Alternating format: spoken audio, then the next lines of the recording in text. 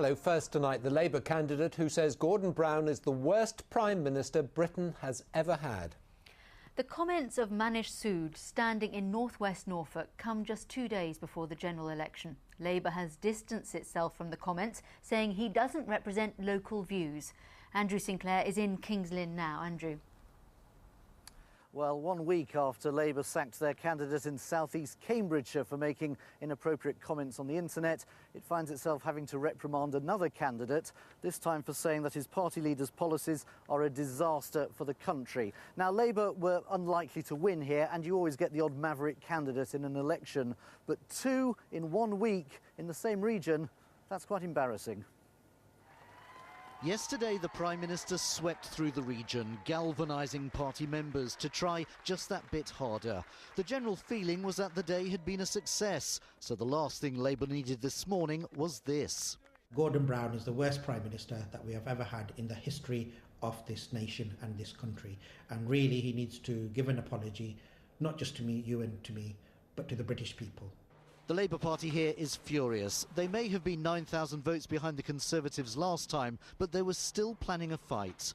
Last month, Mr Sood told the BBC that his seat was unwinnable, so today's comments are the final straw. It's actually stirred up many people who are absolutely disgusted because they've been Labour supporters. They've put an effort into this campaign and then they see this happens 2 days before the election. So my phone's going to be ringing all night long, and that's just a sign of how people are upset about this. Travel through Labour supporting areas of Kings Lynn and you notice that there are no Labour posters on display. The party's campaign has come off the rails. No one has seen the candidate. For his opponents, this scandal is a gift. Manish has been very honest, but he does speak, I think, for the vast majority of Labour candidates who are very frustrated with Labour's campaign and with Gordon Brown's failings. Clearly, Labour have given up in northwest Norfolk. I knew that a long time ago before this whole row broke. They haven't been doing a lot here, and I think now it's kind of a straight fight between the Tories and the Lib Dems. And this, the view of the voters. A bit disloyal, but he's probably right. I just didn't think it was a clever remark, really. But I don't know what he means by saying a silly thing like that. So I'm still Labour. Are you still going to vote for him on Thursday? Yeah, still Labour, yeah. Still Despite Labour. what he thinks? Yeah. 13 years ago, northwest Norfolk had a Conservative MP. The chances of them having another this week now seem very slim. And I'm sorry, I should have made that clear. It was a Labour MP they had 13 years ago. They've obviously had a Conservative MP up until now. Well, there's a full list of candidates standing here in northwest Norfolk on the BBC website. Tonight, the Business Secretary, Lord Mandelson, said that he thought Mr Sood was a couple of sandwiches short of a picnic. Indeed, I understand the local party here did try to deselect him last year, but for various reasons, that didn't happen. Andrew, thank you very much. Meanwhile, the Conservatives have been campaigning hard in Bedfordshire today. The Shadow Business Secretary, Ken Clarke, has promised that local manufacturing is a priority, but it needs to be more innovative. He's one of the most iconic figures of the Tory party, but not for these Finnish visitors at Bedford's bus station. My name's Ken Clarke. I'm an ex-finance minister. Unperturbed, it was back to work, a whistle-stop tour of businesses in the marginal seats along the M1 corridor. After visiting a small engineer business in Northampton, it was time for a spot of lunch and a pint in this recently refurbished pub in Bedford. If the Tories want an overall majority, this is a must-win seat for them. But with so many voters still undecided, how can the party help smaller businesses like this one? A lot of deregulation, so we start managers wasting so much time and money on agencies, quangos, competing inspectorates, filling in forms and so on, and getting some apprenticeships in place and work training and actually support through a work programme to the young unemployed who are the biggest victims of the present mess. Places like Bedford and Luton couldn't matter more. That's where manufacturing, that's where employment's got to come from. Then it was on to TUI Travel's headquarters in Luton South. A tour followed by a chat with the team who managed stranded tourists during the volcanic ash crisis. This is traditionally a bellwether seat, but a 7% swing is needed to turn it blue. This is one of the closest elections in decades, and talk of a hung parliament lingers on. There may be only one more day of campaigning, but it's not over yet, and the fight goes on. Joe Black, BBC Look East. The Football Association will hold an investigation into the violence at the end of the semi-final playoff between Luton Town and York City. 7 people were arrested after Luton supporters invaded the pitch. Coins were thrown and the York players were forced to take shelter in the stands. They're the scenes many in football and in Luton hoped were on the way out. It wasn't as bad as the clashes with Millwall in the 80s, but once again a minority of Hatters fans yesterday became embroiled in football violence after losing to York City and missing out on possible promotion. This could just turn nasty, but the York players are stuck. They cannot get down the tunnel, and if I was a York player, there's no way I'd want to go through this mob either.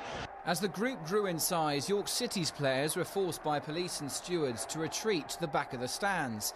The Luton fans over the top of the tunnel were just throwing anything and everything, and by this time they got even closer to us, sort of the byline, and they were just throwing anything they could, coins, bottles, anything. And I always take my shirt off at the end of the game, just a superstition, and one of the lads just went, "Put your shirt back on," because it might. So I've put my shirt on, and the coin sort of hit me on the temple. It was really, really frightening. Banter between fans is fine, but when it turns into physical violence, and particularly towards players, you know, it's just unjustifiable. The trouble spread to Dunstable Road outside, where supporters took brooms, mops and pans from a hardware store, using them as weapons against the police. We've really been let down by. We feel we've been let down by the police, that they didn't take total control and left us very vulnerable in the situation. And I think to be left like that, it's quite scary. At one point, it made us feel that it's quite bad, really. Luton now face separate investigations by the police and the FA. The former says they're looking to ban around 100 fans. The latter will be hoping these pictures will be the last. James Burridge, BBC Look East. Well, earlier I spoke to the club chairman Nick Owen and asked how he reacted yesterday when he saw what was happening. It was dreadful, to be honest, when you've been supporting the club as long as I have, 52 years now, and to see those sort of scenes reminiscent of the 80s, really, when it was happening all over the country. It was horrible and something, we as a club are very ashamed of, really, and very, very disappointed by. The club has obviously had its problems over the last couple of years, and that, I suppose, has taken its toll to some extent on the supporters, but that doesn't excuse that behaviour. Oh, no, I mean, first of all, right, we've had a terrible time, 3 consecutive relegations, 40 points dot in the last 2 years or so. It has been really difficult, and there was at last hope that there's something to celebrate, that we were on the verge of hopefully going to Wembley and winning the playoffs and getting back into the Football League. So the acute disappointment is palpable, but it doesn't begin to excuse what went on yesterday. Pitch invasion, fair enough. I wouldn't condone it, not happy about it, but it happens all over the country. For it to become so sort of menacing as it did is inexcusable. Having said that, at least the fans were kept apart. That is the prime, job of the police and the stewarding, and that was achieved. But it was the fact that the players were so threatened that we all found very distasteful, and we're extremely embarrassed about it and would say sorry to everyone involved with York City. And what can the club do about it to stop it happening again? Well, the first thing is we have loads of CCTV to look through, both ourselves and with the police. And try and identify the troublemakers, and they will get a ban almost certainly once we can prove who they were. But having said that, the level of policing and stewarding we are very happy with. The police were very happy that we were well covered in that department. So we don't feel we need to address that unless perhaps we all agree at the end of the day that we do need more. We just hope it'll never happen again at our football club. Still to come.